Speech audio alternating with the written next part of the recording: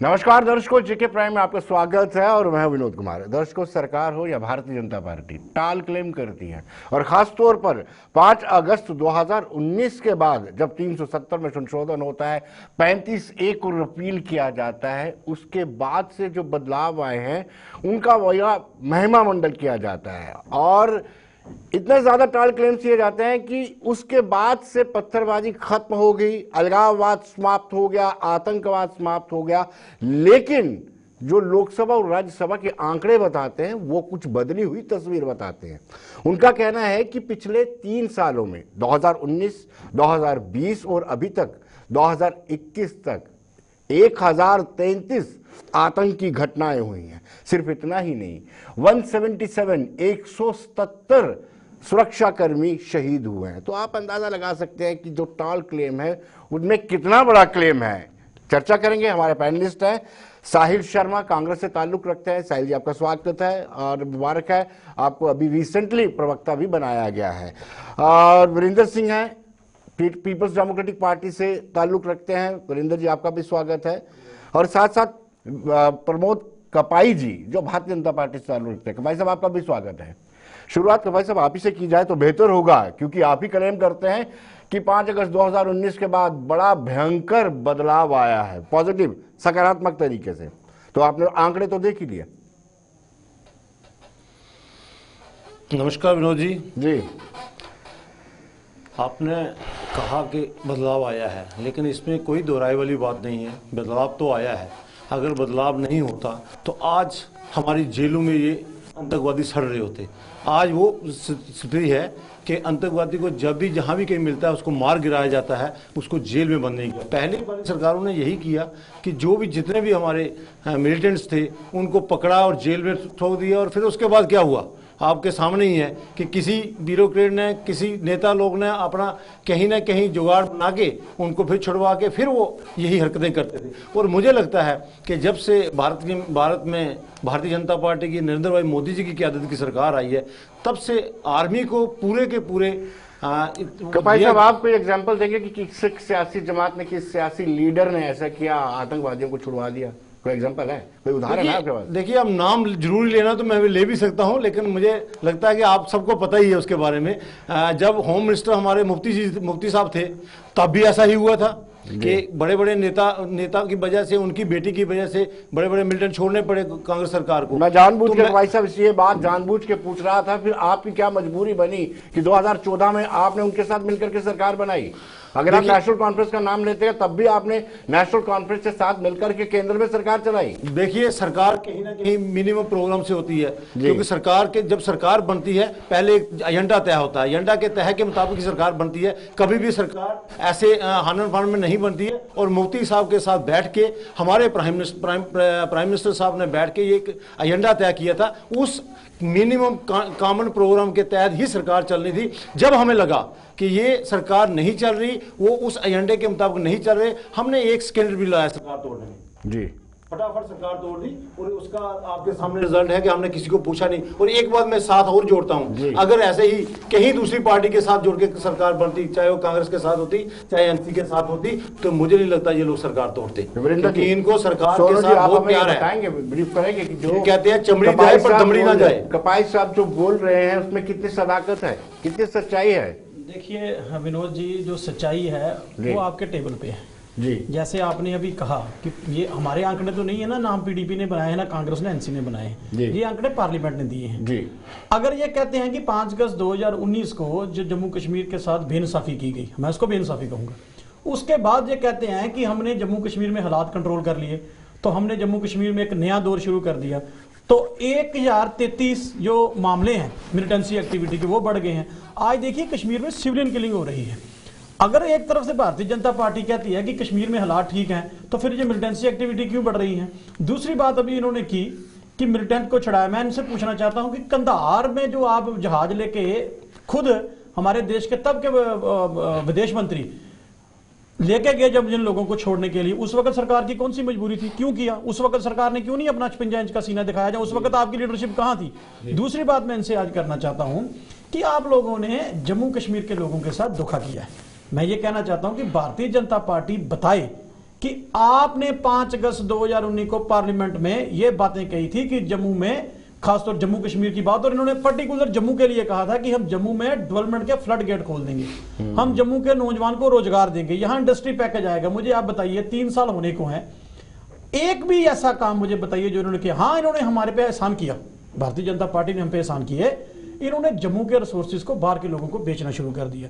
यहाँ जियोलॉजी और mining department था, जहाँ रेत बजरी का काम जो हमारे लोकल लोग करते थे, इन्होंने बाहर की कंपनियों को पैसे लेके वो काम बेचा। ये मैं नहीं कह रहा, ये भारतीय जनता पार्टी के खुद के फार्मर एमएलसी ने प्रेस कॉन्फ्रेंस करके आप मीडिया के साथियों के सामने इल्जाम लगाए थे कि भाई हमारे एक बड़े नेता है, उनका पीए जो आर्मी ने आके उनसे पैसे इकट्ठे किए जाते हैं। ये डायरेक्टर जियोलॉजी एंड माइनिंग कहता था। क्या भारतीय जनता पार्टी ने उस पर जांच की? आप मुझे बताइए, 1500 की ट्राली 5000 में बिकी, वो 3500 रुपया कौन खा रहा है? आज तक तो जम्मू के लोग ये पूछना चाहते हैं। दूसरा, जम्मू के लोगों के पास, जो जम्मू के लोग जो शराब का कारोबार करते थे, शराब की दुकानें थी, इन्होंने सब जम्मू के लोगों से दुकानें छीन की, बाहर के लोगों को बेच दी। मुझे तो ये समझ नहीं आती कि भारतीय जनता पार्टी कहना क्या चाहती है, ये करना क्या चाहते हैं। इनके पास पॉलिसी प्रोग्राम क्या है? ना इनके पास कोई यूथ के लिए प्रोग्राम है। अगर इनके पास वाकया में भाई हम ये कहते हैं कि हमने 5 अगस्त 2019 के बाद जम्मू कश्मीर के हालात जो बदल दिए हैं, तो बदले हुए हालात तो सबको नजर आ रहे हैं। आज मुझे बताइए कि जम्मू में कोई ऐसा चौक या सड़क नहीं जहां प्रोटेस्ट नहीं हो रहा। कश्मीर में आप बताइए कि सिविलियन किलिंग हो रही है, लोग डरा हुआ महसूस कर रहे हैं। पहले भी प्रोटेस्ट चलते रहते थे। साहिल जी से जानना चाहेंगे। साहिल जी, अब तो थोड़ा सा ऐसा लगता है कि कांग्रेस पार्टी 2 हिस्सों में विभाजित है। किससे पूछा जाए, आजाद वाली से पूछा जाए, मीर वाली से पूछा जाए, लेकिन फिलहाल आप ऑफिशियल प्रवक्ता है कांग्रेस पार्टी के। क्या आपको यही लगता है कि 5 अगस्त 2019 के बाद जो संवैधानिक बदलाव आया, उसके बाद अलगाववाद समाप्त हुआ है, आतंकवाद समाप्त हुआ है, स्टोन पेल्टिंग कम हुई है? नमस्कार विनोद जी, मैं सबसे पहले तो आपका मैं शुक्रिया अदा करता हूं कि आपने आज मुझे अपने इस चैनल में बोलने का समय दिया। मैं अपने दोनों भाइयों का भी, उनको भी मैं नमस्कार करता हूं। जी जी जी। देखिए, मैं सबसे पहले बात की शुरुआत करूंगा कि जो आज डाटा भारत सरकार के मंत्री ने संसद के अंदर रखा, उस डाटा ने भारतीय जनता पार्टी के जितने भी दावे थे, उन दावों की पोल को खोल के रख दिया है। जो भारतीय जनता पार्टी ये कहती थी कि 5 अगस्त 2019 के बाद यहाँ टेररिज्म में कमी आई है, यहाँ हालात बड़े स्थिर हुए हैं, यहाँ सेना का मनोबल बहुत ज्यादा बढ़ा हुआ है, खुद ही वो आज भारत की संसद में ये बता रही है कि 180 के करीब पिछले 3 सालों में हमारे जवानों की शहादत हुई है और 133 इंसिडेंट्स जो टेररिज्म के जो हुए हैं, आतंकवादी की जो घटनाएं हुई हैं, वो पिछले 3 सालों के दौरान यहां पर हुई हैं। मुझे बड़ी हैरानगी थी। जब मैं आज वो डाटा देख रहा था, तो मुझे प्रधानमंत्री का, जो उस समय जब वो प्रधानमंत्री पद के उम्मीदवार थे, चीफ मिनिस्टर थे गुजरात के, तो अपनी रैली में बड़े बड़े जोर से कहा करते थे कि जो सीमा की सुरक्षा की जिम्मेदारी है वो किसके ऊपर है? ये आतंकवादी जो बॉर्डर पार करके आ जाते हैं, ये कहां से आ जाते हैं? ये जो हथियार आता है, ये जो गोला बारूद आता है, ये कैसे आ जाता है? आज मैं उन्हीं के सवाल उनसे पूछना चाहता हूं कि जो 1033 घटनाएं आतंकवादी जो घटनाएं आज जम्मू कश्मीर के अंदर हो रही हैं, ये कैसे हो रही हैं? इसकी अकाउंटेबिलिटी तय कौन करेगा? ये जिम्मेदारी किसकी है? जो ये बीएसएफ, जो ये आर्मी जो बॉर्डर के ऊपर है, ये इसके ऊपर जिम्मेदारी किसकी है? तो आज उनको सबसे पहले तो इन सवालों के जवाब देने चाहिए। दूसरी में साहिल, एक चीज मैं आपको रोकूं, ये बताऊं, 1033 जो हुआ है उसमें ये नहीं है कि आतंकवादियों ने हमले किए। कुछ ऐसी जगह इनकाउंटर जो ऑपरेशन ऑल आउट होता है वो भी शामिल है। मैं उसी बात को आपको बढ़ाना चाहता हूं, क्योंकि ये 5 अगस्त के बाद इन लोगों ने पूरे देश के अंदर बड़ा जुमलेबाजी और बड़ा ढोल पीटा इस बात का कि आतंकवाद में 5 अगस्त 2019 के बाद बड़ी कमी आई है। ये तो आतंकवाद को नोटबंदी से भी जोड़ते थे विनोद जी, आपको याद होगा। ये कहा गया था कि नोटबंदी के बाद आतंकवाद की कमर टूट गई, नोटबंदी के बाद काला धन गायब हो गया, नोटबंदी के बाद कई ऐसी समस्याएं थी जो खत्म होगी, और जम्मू कश्मीर में अंदर जो आतंकवाद था वो भी नोटबंदी से टूट गया था, जिसका जिक्र ये कहा करते थे। लेकिन मैं साथ में एक बात का जिक्र और करना चाहूंगा कि हमारे बड़े भाई प्रमोद जी यहाँ बैठे हुए हैं, उन्होंने भी जिक्र किया कि इन्होंने आतंकवादी जो छोड़े गए वो मुफ्ती साहब के ऊपर एक बात की, लेकिन साथ में एक बात को जोड़ना हमारे बड़े भाई भूल गए कि वो जो सरकार, जिस सरकार में मुफ्ती मोहम्मद सैयद गृह मंत्री थे, होम मिनिस्टर थे, वो भारतीय जनता पार्टी की सपोर्ट से, 89 सांसदों के सपोर्ट से वो जनता मोर्चा की सरकार चल रही थी, जो वीपी सिंह की सरकार थी। और इन्होंने उस समय जब रूबिया सईद को छोड़ा गया, जब आतंकवादियों के बदले होम मिनिस्टर की बेटी को लाया गया और आतंकवादियों को छोड़ा गया, तो इन्होंने उस मुद्दे के ऊपर उस सरकार से समर्थन वापस नहीं लिया था। ये बदलाव नजर नहीं आता है कि आज अलगाववादियों का कैलेंडर नहीं चलता है? देखिए, मैं आपको ये बताना चाहता हूं, पत्थरबाजी बहुत कम होती है, क्या ये श्रेय आप नहीं देंगे? नहीं, मैं आपको ये बताना चाहता हूं, आज आप कह रहे हो कि अलगाववादियों का कैलेंडर नहीं चलता, आज टारगेटेड किलिंग्स हो रही हैं। आज स्कूलों कॉलेजेस में घुसकर आपके धर्म के आधार पर सिखों को अलग किया जाता है, हिंदुओं को अलग किया जाता है और गोली मारी जाती है। आज ये बदलाव, आज ये बदलाव है। देखिए बड़े भाई साहब, मैं चाहूंगा कि आप मुझे मेरी बात को खत्म करने दें और फिर अपनी बात रखें। डिबेट डिस्कशन का एक पार्ट न रखें, क्योंकि आज ऐसा हो रहा है। और उस समय भी आपकी सरकार थी, याद कीजिए 1999 में कश्मीरी पंडितों को जब बाहर निकाला गया, जब आतंकवादियों को टारगेट करते थे, आप लोग उस गवर्नमेंट को सपोर्ट कर रहे हैं। डिस्कशन डिरेल नहीं होनी चाहिए, पब्लिक को समझ आना चाहिए। मैं यही चाहूंगा, इतना हो हल्ला करने से पब्लिक को कुछ समझ नहीं आएगा। बड़े भाई से, मैं अपने बड़े भाई से ये रिक्वेस्ट करूंगा कि जब आपका पूरा समय आता है आप जो मर्जी बोलिए, मैं बिल्कुल शांति का दान बख्शूंगा और बिल्कुल शांति से अपनी बात को सुनूंगा, आपकी बात को बिल्कुल तरीके से सुनूंगा। राइट चलिए। मैं ये कहना चाहता हूं कि उस समय भी जब 90 में हालात खराब हुए इस जम्मू कश्मीर के अंदर, यही भारतीय जनता पार्टी की सरकार थी, यही भारतीय जनता पार्टी के 59 सांसद थे जो वीपी सिंह की सरकार को समर्थन दे रहे थे। इन्हीं का भेजा हुआ जगमोहन जहां पे गवर्नर था, जो बाद में अटल बिहारी वाजपेयी की सरकार में मिनिस्टर रहा, उमर अब्दुल्ला साहब भी बाद में इन्हीं की सरकार में मिनिस्टर बने। तो ये गोल पोस्ट को शिफ्ट करने की कोशिश ना करें, सच्चाई जनता जानती है, बार बार जुमलेबाजी से आप लोगों का ध्यान नहीं भटका सकते। आप अपना पक्ष रखें, क्योंकि उन्होंने कहा कि कोई मिलिटेंसी कम नहीं हुई है, कोई अलगाववाद खत्म नहीं हुआ है, स्टोन पेल्टिंग खत्म नहीं हुई है, टारगेटिंग किलिंग हो रही है, पॉइंट ब्लैंक से मारा जा रहा है। एग्जैक्टली। देखिए सारी दुनिया जानती है कि क्या हुआ क्या नहीं हुआ। इन सबको ये भूल गया है कि जब इनका टाइम था तब पत्थरबाजी होती थी, लोग सड़कों पे आते थे। आज कहाँ गए वो लोग? ना कोई पत्थरबाजी है, ना लोग सड़कों में। आज दुश्मन को घर जाके मारा जा रहा है, ये इनको दिखाई नहीं दे रहा। आज वो बात नहीं है कि दुश्मन हमारे घर में घुसा, हमें मिलिटेंट के रूप में आ गया या किसी और रूप में आ गया, हमें गोलियां चलनी कर दी और हम चुप करके बैठे हैं, ऐसा नहीं है। आज अगर वो 10 हमारे मारता था, 50 हम उनके मार के आते हैं। ऐसा तरीका ये इनको मानना चाहिए कि गवर्नमेंट ऑफ इंडिया, मोदी सरकार के रहते हुए कोई भी ऐसा काम नहीं है, खून का बदला खून से लिया जाएगा और कोई किसी भी मिलिटेंट को बख्शा नहीं जाएगा। आज आप देख रहे हैं कि जो मिलिटेंट जहां वारदात करता है उसको एक हफ्ते के ऊपर नहीं टाइम मिलता है, एक हफ्ते का मार गिराया जाता है। आज हम घर में घुसकर, पाकिस्तान के घर में घुस के उसको मारते हैं, ये तो प्रमाण है। इनको भी पता है। ये पाकिस्तान जो नहीं मानता था, आज वो भी मान रहा है कि हमारी जो पैरामिलिट्री फोर्सेस है उसने उसको घर जाके घुस के मारा है, उन्होंने घर से उठाकर उनको मारा। आप प्रूफ दिए हैं हर चीज। यही बात है कि जब ऐसा हुआ तो कांग्रेस सरकार के कुछ हमारे नेता जो है वो कहते थे नहीं जी हमें प्रूफ चाहिए। भाई इनको उस वक्त भी प्रूफ चाहिए जब हम किसी दुश्मन को मार गिराते हो, कहते हैं उसका भी प्रूफ दी। इनको ये नहीं चाहिए कि भारत सरकार में भारतीयों को बचाने के लिए जो किया जाता है उसमें इन्होंने भारत सरकार का साथ देना चाहिए, ना कि उनसे प्रूफ मांगने चाहिए। और जब प्रूफ मिले तब इनको तसल्ली हुई, हाँ जी ऐसा हुआ है। लेकिन आज वीरेंद्र सोनू जी आपसे जानना चाहूंगा कि आप पर भी आरोप लगते हैं, आप पर नहीं बनी पीडीपी पर ये आरोप लगते हैं कि पीडीपी सत्ता की लोलुप है, और वो बार बार इस्तेमाल वर्ड किया जाता है। जब महबूबा मुफ्ती ने राजनाथ सिंह के साथ प्रेस कॉन्फ्रेंस शेयर की थी और कहा था कि ये बच्चे सेना के पास ट्रॉफी और दूध लेने जाते हैं, इतना मजबूर हो गए आप? देखिए ऐसे है विनोद जी कि जैसे आपने कहा कि पीडीपी सत्ता के लिए, सत्ता की लालच। मैं ये बात आपसे कहूं कि पीपल्स डेमोक्रेटिक पार्टी का गठन 99 में हुआ था। तब भी हमारा यही स्लोगन था, ग्रेनेड से नहीं गोली से, बात बनेगी बोली से। आज भी हम ये कहते हैं, हम अपने स्टैंड से कहीं आगे पीछे नहीं है।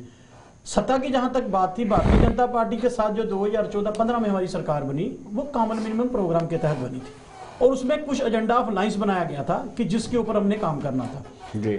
दूसरी बात में, अगर हमें सत्ता का लालच होता, अगर पीडीपी सत्ता के लिए होती, तो पीडीपी का इतिहास है कि 20 साल में 2 बार जम्मू कश्मीर के लोगों ने पीडीपी को सत्ता दी, 2 बार। एक बार मुफ्ती साहब चीफ मिनिस्टर रहे, दूसरी बार बने, फिर मैडम महबूबा जी बने। अगर हमें सत्ता का लालच होता तो हम भारतीय जनता पार्टी जो हमसे गलत काम करवाना चाहती थी हम करते, लेकिन हमें जम्मू कश्मीर के लोगों के साथ प्यार है, जम्मू कश्मीर के हित के साथ प्यार है। यहाँ मेरे बड़े भाई कपाई साहब ने बातें की, कुछ बात ये कर रहे हैं। देखिए आज मैं कहना चाहता हूं कि जम्मू की अगर मैं हालात की अगर बात करूं, ठीक है आप कश्मीर के ऊपर डिस्कस कर रहे हैं, तो फिर कश्मीर की अगर बात करें, यहां इन्होंने कहा जी हमने ये किया, हमने ये बदलाव किया। भाई आपके सरकार में, आपके राज में एक सिविलियन किलिंग हो रही है और आइडेंटिफाई करके की जा रही है, उसके लिए जिम्मेवार कौन है जी? किसी ना किसी को तो उसकी जिम्मेवारी लेनी पड़ेगी ना। दूसरी बात इन्होंने ये कही है आज कि हम 5 अगस्त के बाद, जब मतलब जम्मू की अगर बात अगर करें, तो मुझे एक बात बताइए कि 5 अगस्त 2019 के बाद जम्मू को क्या मिला है, ये हमें बता दें। और तीसरी बात, आज ये बड़ी बात यहां है कि भारतीय जनता पार्टी का जो चरित्र है, दोहरा चरित्र, वो अभी आप लोगों ने पिछले हफ्ते देखा। इन्हीं की पार्टी के सेक्रेटरी जनरल है या जनरल सेक्रेटरी हैं अशोक कौल साहब, वो कश्मीर में जाके ये बयान देते हैं कि ये जो टेररिस्ट शहीद हुए हैं जम्मू में, वो लोगों को भड़काते हैं धर्म के नाम पे। जम्मू में ये कहते हैं कि जो सिक्योरिटी फोर्सेस कर रही है वो भारतीय जनता पार्टी है, मतलब वो अपने खाते में लगाना चाहते हैं। और कश्मीर में आप जाके ये बात कहते हो कि जो टेररिस्ट शहीद हुए हैं उसके ऊपर इनका क्या जवाब है। और दूसरी बात, एक बड़ी बात है, मैं इनकी जो मतलब एक्ट हैं जो ये कर रहे हैं मैं उनके ऊपर बात करूंगा। रविंद्र रैना साहब, गर्मी हो या सर्दी, जम्मू में हम देखते हैं उन्होंने भगवा रंग की शाल की बुकल लगाई होती है, आप सब लोग देखते हो। कश्मीर वो 3 दिन रह के आए हैं लेकिन शाल वो इधर ही छोड़ दिए। वो क्यों? मुझे बताइए। बड़े मंजे हुए नेता हैं, मुझे बताइए। व्यक्तिगत टिप्पणी नहीं मैं व्यक्तिगत कर ही नहीं रहा, जो कहता है मैं व्यक्तिगत कर ही नहीं रहा, नहीं है इस तरह की टिप्पणी सर मैं व्यक्तिगत कर ही नहीं रहा। मैं ये समझ रहा हूं कि ये लोगों को मूर्ख बनाने की कवायद है। आप मुझे एक बात बताइए कि अशोक कौल साहब ने वहां कहा कि टेररिस्ट शहीद हुए हैं, उसके ऊपर भारतीय जनता पार्टी जवाब सुनने में गलती नहीं है। हमारे लोगों को शहीद किया, आपने उसको उल्टा ले लिया। नहीं, मैंने उल्टा नहीं ले लिया। ये वीडियो मेरे फोन पे करके तो मैं चला देता हूँ, अगर आप मुझे इजाजत दें तो मैं चला देता हूँ। जब मेरी बात पूरी होने दीजिए ना, उन्होंने जब ये बात कही है तो उसके ऊपर क्लैरिफिकेशन इनको देना चाहिए ना। वो कत्ल भी करें तो चर्चा नहीं होता, हम आप भी बड़े तो हो जाते हैं बदनाम। जो सबसे बड़े हिंदुस्तानी है जो कहते हैं मुल्क ही हमारा है, आप लोग हिंदुस्तान, ये हमारी नेशनलिटी में भी शक करते हैं। लेकिन मैं इनसे पूछना चाहता हूं उसके ऊपर जवाब कौन देगा। दूसरी, आपने कहा मैं व्यक्तिगत टिप्पणी नहीं करना चाहता हूं, मैं ये कहता हूं कि आप जो लोग आज ये कर रहे हो, आपने देश को जहां तक पहुंचा दिया, खासतौर जम्मू कश्मीर की अगर हम बात करें और खासतौर सूबा जम्मू की अगर हम बात करें, आपकी गलत नीतियों के कारण, आपकी गलत पॉलिसियों के कारण, आपके भड़काऊ इन कामों के कारण आज इतनी पोलराइजेशन आपने सोसाइटी में कर दी है। आज मुझे बताइए करते क्यों है? क्योंकि ये लोगों का असली मुद्दों से ध्यान भटकाना चाहते हैं। आज जब में डेवलपमेंट की कहीं बात हो रही है, हम किसी सड़क का काम लगा नहीं देख रहे। आज मुझे बताइए कि आप भी जब सत्ता में होते हैं तो आप बड़े नेशनलिस्ट हो जाते हैं, और जब सत्ता से बाहर जाते हैं तो आतंकवादियों में जाकर के उनके आंसुओं के साथ आंसू मिलाता है। साहिल, आपसे जानना चाहूंगा कि जिस तरीके से ये गहमा गहमी बनी हुई है, आप कह रहे हैं कि प्रमोद कपाई ने ये कहा है कि मनोबल बड़ा है सेना का, जब ऐसी अपोजिशन होगी जो एयर स्ट्राइक के सबूत मांगेगी, जो सर्जिकल स्ट्राइक के सबूत मांगेगी, ऐसे में सेना का मनोबल कैसे बढ़ सकता है? देखिए, मैं आपको ये कहना चाहता हूं कि कोई एयर स्ट्राइक के या किसी चीज के सबूत नहीं मांगता। यहाँ पे भारत की सेना, भारत के 125 करोड़ लोगों का गर्व है। भारत की जो सेना है उसके साथ पूरा देश खड़ा है, सब लोग खड़े। लेकिन हाँ, इनकी बात पे विश्वास नहीं, लेकिन देश की सेना जो कहती है, देश की सेना के साथ सब खड़े। क्यों बार-बार सबूत मांगेंगे? कोई कारण तो होगा, कहीं डाउट होता है आपको अपनी सेना पे? कहीं कोई सबूत नहीं मांगे जाते। बिल्कुल देश का हर बच्चा, देश का हर भारतीय और कांग्रेस का एक एक कार्यकर्ता, कांग्रेस का एक एक लीडर देश की सेना के साथ खड़ा है। देश की सेना के ऊपर कोई सवाल ही नहीं है। लेकिन मैं एक चीज और कहना चाहता हूं कि कोई भी जो चीज है वो कानून से बाहर नहीं है, हर कोई कानून के दायरे में आता है। मेरे साथी ने, मेरे बड़े भाई ने, प्रमोद जी ने यहां बात की कि आतंकवादियों को मुंह तोड़ जवाब दिया जा रहा है। अंदर पहले भी ये ऐसा नहीं है कि इससे पहले आतंकवादियों को जवाब नहीं दिया जाता। आपके ही मनीष तिवारी जी कह रहे हैं कि अगर 26/11 का जवाब दिया जाता तो शायद, देखिए individual Vinod ji, individual capacity में मैं आपको बताना चाहता हूं, इंडिविजुअल कैपेसिटी में कौन क्या कहता है, कौन अपनी किताब में क्या लिखता है, मैं इस बारे में मैं चर्चा नहीं करूंगा, मैं नहीं जानता। देखिए, जो शख्स अभी इस बारे में आपने कहा कि कांग्रेस के नेता बात कर रहे हैं, वो उस समय ना कहीं सांसद थे, ना कहीं मंत्री थे। भारत सरकार ने या भारत की आर्मी ने, सेना ने उस समय क्या किया, क्या जवाब दिया, ये ना उन्हें मालूम है ना मुझे मालूम है। क्योंकि मैं आपको बताना चाहता हूं, क्योंकि मैंने खुद एक प्रोग्राम में, हमारे जनरल जे सिंह जी आए हुए थे, तो उन्होंने वहां खुद कहा कि 2014 से पहले भी इस तरह की सर्जिकल स्ट्राइक्स होती थी। इस प्रकार से हम बाहर जाके दुश्मनों को मुंह तोड़ जवाब देते थे, दुश्मनों को मुंह तोड़ जवाब देते थे। हमें बताने की जरूरत नहीं है, हम वो पार्टी है, हम वो देश है जिन्होंने 1971 में पाकिस्तान के 2 टुकड़े करने का काम किया है। हम वो नहीं है। कारगिल में क्या हुआ, कारगिल में भी हमारे जवानों को आप ही की, मैं आपको बताना चाहता हूं, अगर आपने बात की, वीपी मलिक साहब उस समय आर्मी के जनरल थे और उन्होंने अपनी किताब में लिखा है, उन्होंने अपनी किताब में लिखा है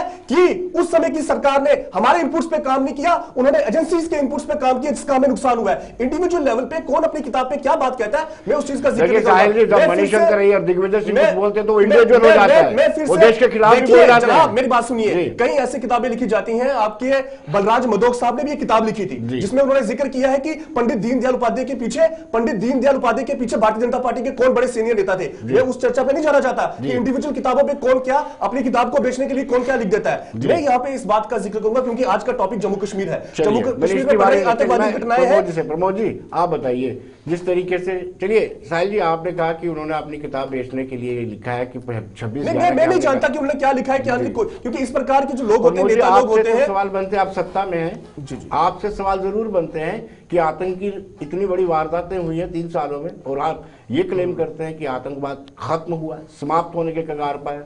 कई बड़े बड़े नेता आपके स्टेटमेंट ये भी दे देते हैं कि 22 तक तो आतंकवाद खत्म कर दिया जाएगा।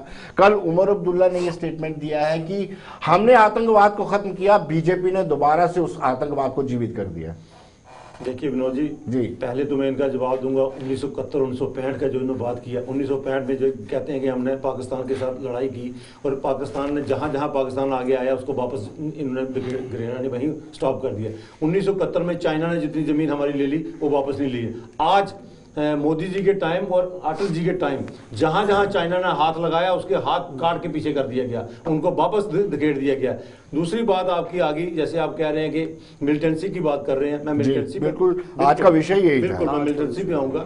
देखिए जम्मू कश्मीर की मिलिटेंसी 1999 में स्टार्ट हुई, 30-32 साल हो गए उस मिलिटेंसी को। 32 साल में अभी भारतीय जनता पार्टी की 7 साल की सरकार है। 7 साल में जो किया है वो अब सारी दुनिया के सामने है। आज वो मिलिटेंट रह गए हैं जो अंदर घुसे हुए हैं, जो कश्मीर में बैठे हुए हैं। और मैं एक बात साफ साफ कहूंगा कि कश्मीरी हमारे कुछ भाई ऐसे हैं जो उन मिलिटेंटों का साथ दे रहे हैं। जब तक हम घर से मन नहीं बनाएंगे मिलिटेंसी को भगाने का, तब से मिलिटेंसी को कम करना, मिलिटेंसी को निकालना बहुत मुश्किल है। इसलिए मैं आपके माध्यम से कश्मीर के उन भाइयों से भी कहूंगा कि अगर वो कहीं मिलिटेंटी का साथ देते हैं तो उनको भी भुगतना पड़ेगा। इसलिए जब तक अंदर से घर से हम नहीं कोशिश करेंगे, बाहर से हम जितनी मर्जी को, आर्मी को वो जगह नहीं पता होता कहां कहां मिलिटेंट छुपा है, कहीं किसके घर में छुपा है, तो भाई साहब ये तो इसको निकालने के लिए आम आदमी को साथ देना होगा। कंडीशनल स्टेटमेंट होगी कि आम आदमी साथ नहीं देगा तो मिलिटेंसी खत्म नहीं होगी। आप पहले दावा करते हैं, अपने प्रचार में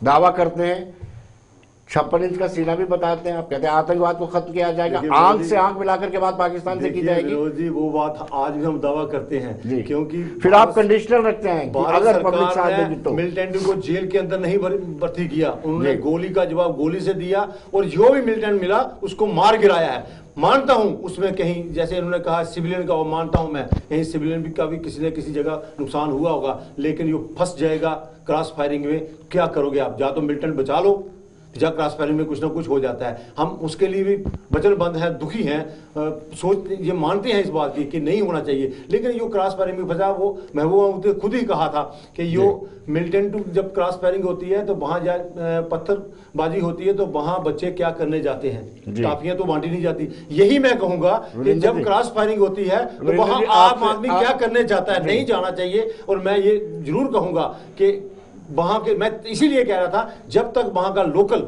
साथ नहीं देगा, सहयोग नहीं देगा। वीरेंद्र जी आप बताइए, वीरेंद्र सोनी जी आप हमें ये बताइए कि वाकई में 2019 के बाद, 5 अगस्त के बाद कोई किसी तरह का बदलाव आया है?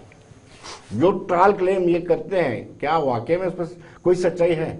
देखिए ऐसे है कि जो इनके दावे हैं वो तो सारे खोखले हैं जी। ये जो बात कहते हैं कि वाकई जम्मू कश्मीर में बदलाव जो होता है वो सड़क पर, वो गली में, वो हर घर में नजर आता है। अगर कहीं बदलाव होता है, अगर बाहर अंधेरा हो जाएगा तो मुझे जब मैं कह दूंगा नहीं बाहर सूरज चढ़ा है तो कोई मानेगा नहीं ना, तो सामने चीज नजर आएगी। बदलाव किसी किस्म का कोई नहीं आया है। आज जम्मू कश्मीर का तमाम जो शहरी है, तमाम रहने वाले आदमी वो जो सोचते हैं कि भारतीय जनता पार्टी ने हमें ठगा है, वो अपने आप को ठगा हुआ महसूस कर रहे हैं। आप मुझे बताइए, बदलाव हम माने ना, जैसे विनोद जी आपने पहले कहा जी प्रोटेस्ट पहले भी होते थे, तो बदलाव आता ना, प्रोटेस्ट नहीं होते। हाँ बदलाव आया। बदलाव इसमें ये आ रहा है कि भारतीय जनता पार्टी के आज हमें इस जगह पे आके खड़ा कर दिया। आपने देखा होगा कि इस साल जो 12th पास स्टूडेंट हैं, इन्होंने कहा था हम सबको रोजगार देंगे। ये रोजगार किसको क्या देंगे? इन्होंने 12th पास स्टूडेंट जो है वो बीएससी या बीए करने के लिए सड़कों पर प्रोटेस्ट कर रहे हैं कि हमें जगह दे दो, हमें सीट दे दो, हमें कॉलेज मुहैया करा दो, हम पढ़ना चाहते हैं। इससे बड़ी शर्म की बात हमारे लिए क्या और हो सकती है? सोनू जी आप जम्मू में जमे पले हैं, हर साल ये स्ट्राइक होती है, ये प्रोटेस्ट नहीं, मैं बताता हूं, इनटेक कैपेसिटी कम है, बच्चे ज्यादा होते हैं। आपने भी कई बार स्ट्राइक की होगी। नहीं, मैं आपको क्लियर कर रहा हूं। जब 2002 में मुफ्ती साहब चीफ मिनिस्टर बने, कांग्रेस के साथ हमारी सरकार बनी, तो आपको याद होगा कि वहां 44 कॉलेज, डिग्री कॉलेज कश्मीर और 44 जम्मू को मिले। 2002 के बाद हमने कभी स्ट्राइक नहीं देखी। सर मैं आपसे कहता हूं, आप डिजिटल इंडिया की बात कहते हैं, आप कहते हैं हम आत्मनिर्भर भारत बनाएंगे। भैया आप कहां से क्या बनाओगे? मुझे बताइए कि अगर आप पढ़ने के लिए कुछ मुहैया नहीं करा सकते, आप रोजगार किसको दोगे? आप नौकरी की बात करते हो, आप कहते हो ना हम सरकारी नौकरियां देंगे, हम घर घर में मुलाजमत देंगे, हम हर घर को बदलेंगे। मुझे बताइए, आप पढ़ा नहीं सकते जो अपने खर्चे में पढ़ना है? सुनिए सुनिए भाई साहब, सुनिए आप सुनिए, आप बोले ना, नहीं मैं नहीं भड़का रहा ना, मुद्दा कोई नहीं, मैं उसका जवाब देने को, आप अपने टाइम पे बोलिए ना। आतंकवाद पे होनी चाहिए। मैं बताता हूं उसके लिए कहा कि 5 अगस्त 2019 के बाद के बदलाव बताइए। मैं आपको आज हर डिस्ट्रिक्ट में हमने मेडिकल कॉलेज दिया, वो गिनती में नहीं आ रहा है। एम्स हमने 2 दी, आजाद साहब ने 5 कॉलेज दिए, भाई साहब आजाद साहब के दिए हुए 5 कॉलेज तो उस पे क्रेडिट आप मत लीजिए प्लीज। आजाद साहब के 5 कॉलेज के बाद एजुकेशन मिनिस्टर रहते हुए उन्होंने 5 कॉलेज देने का काम किया था। वो कांग्रेस की सरकार की डिस्कशन ड्रेल हो जाती है, पब्लिक सुन नहीं पाती। आप सभ्य तरीके से अपनी बात को रखें, मजा भी आएगा और मुद्दे से बढ़कर है ना। मैं मैं 1 मिनट में ही बात अपनी खत्म कर दूंगा। गोपाई साहब को आप टाइम दीजिए, क्योंकि इन्होंने ज्यादा बात करनी है। ये सत्ता पक्ष में इनका फर्ज भी बनता है। हम ये कहना चाहते हैं कि भाई ये भारतीय जनता पार्टी की आदत बन चुकी है कि ये ना किसी को बोलने देते हैं, ना पार्लियामेंट में बोलने देते हैं, ना स्टूडियो में बोलने देते हैं, ना सड़क पे बोलने देते हैं, ना किसी को कोई मीटिंग करने देते। क्यों? क्योंकि इनके मन में एक वहम है कि जो बीजेपी की पॉलिसी को एक्सपोज करता है वो देशद्रोही है, और ये लोगों को समझाना चाहते हैं। लेकिन मैं इनसे कहना चाहता हूं, छोटा भाई होने के नाते, कि ये डेमोक्रेसी है, हर आदमी को अपनी बात कहने का हक है, और ये हक हमें with in the constitution of India मिला है। लेकिन हमें बताओ, आपने जोर जबरदस्ती करके देख लिया, आपने किसानों के ऊपर सब कुछ करके बिल आपने वापस किए हैं। साहिल, ये एलिगेशन लग रहे हैं कि भारतीय जनता पार्टी एजेंसीज का इस्तेमाल करती है, साम दाम दंड भेद का प्रयोग करती है। कल ही उमर अब्दुल्ला ये कह रहे थे, या महबूबा मुफ्ती ने भी ये कल कहा है कि कहीं ना कहीं ये तोड़ फोड़ की राजनीति इसलिए कर रहे हैं कि जो असंवैधानिक तरीके से 370 में संशोधन किया गया उसको संवैधानिक रूप दिया जाए। देखिए, जहां तक आपने कहा कि तोड़ फोड़ ये लोगों को दबाने का काम करते हैं, तो एक लेटेस्ट एग्जांपल ही हमारे सामने है कि जैसे ही सोनू सूद जी ने पंजाब की तरफ भ्रमण वो किया, तो उनको ईडी के नोटिस उनके घर पे पहुंच गई। ये भारतीय जनता पार्टी का एक काम करने का तरीका है कि साम दाम दंड भेद पूरी तरह से हर चीज को इस्तेमाल करना है, और अपने जो अपोनेंट है, अपने अपोनेंट को दबाना है। अगर वो पहले तो चीज ये है कि पहले तो उनको लालच देनी है, पहले तो अपने साथ मिला लेना है, और अगर कोई अपने साथ उनके साथ नहीं आता है तो फिर उसको थ्रू एजेंसीज के परेशान करके, एजेंसीज के थ्रू उसको इतना कमजोर, इतना वो कर दो। आज जैसे पिछले दिनों भी कुछ बड़े बड़े लोगों ने ज्वाइन किया, तो मार्केट में समय का अभाव है। मैं ये जवाब इनसे मैं अपनी बात खत्म करूंगा कि मार्केट में एक बड़ा शोर था कि कई लोगों के जो होटल है वो बंद पड़ रहे थे, तो कुछ लोगों ने इसी चक्कर में भारतीय जनता पार्टी ज्वाइन कर दी। तो ये बिल्कुल मार्केट में बड़ा अच्छा शोर है। जवाब दीजिए, साम दाम दंड भेद सभी एनआईए का इस्तेमाल करते हैं। श्यामलाल जी के ऊपर कौन सा हमने ईडी भेजी और क्या किया जो उन्होंने भी भाजपा ज्वाइन की? वो तो वो जानते होंगे। अब ये आप ये कह रहे हैं, मैं उसका जवाब मांग रहा हूं। मैं तो बता सकता हूं हमने कौन सा ऐसा एक्शन लगाया जो उन्होंने बीजेपी एनसी छोड़ के बीजेपी में आए। अरे ये बात नहीं, मन की बात है। अब वो उठका गए थे, अब उनको लगा कि पीडीपी कांग्रेस और ऐसे क्योंकि चोर है, जब बेटी को साहिल जी, आप हमारे समय का अभाव है। साहिल जी, आप हमारे कार्यक्रम में, आपका बहुत बहुत शुक्रिया। कपाई जी, आपका बहुत बहुत शुक्रिया। सोनू जी, आपका भी बहुत बहुत शुक्रिया। तो दर्शकों, बने रहिए देश दुनिया की खबरों के लिए, और मुझे दीजिए इजाजत। नमस्कार।